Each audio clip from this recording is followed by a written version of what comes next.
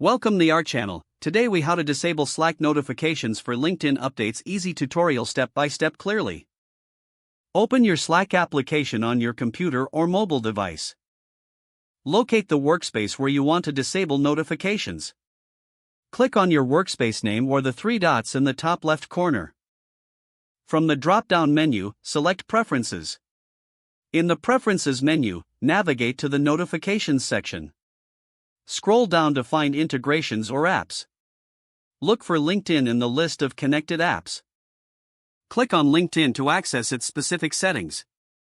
Toggle off the option to receive notifications from LinkedIn.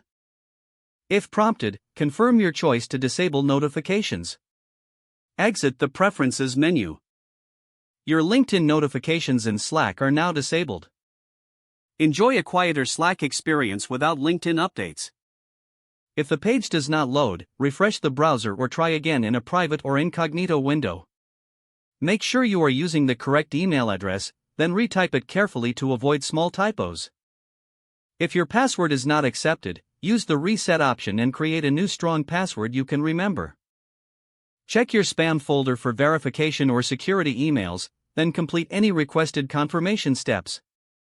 Enable two-factor authentication if available to improve account security and reduce unauthorized access risk. After signing in, review your profile details so your contact information and settings are accurate and current.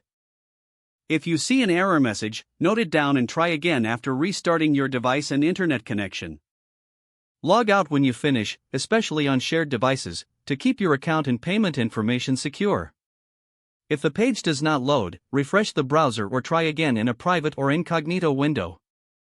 Make sure you are using the correct email address, then retype it carefully to avoid small typos.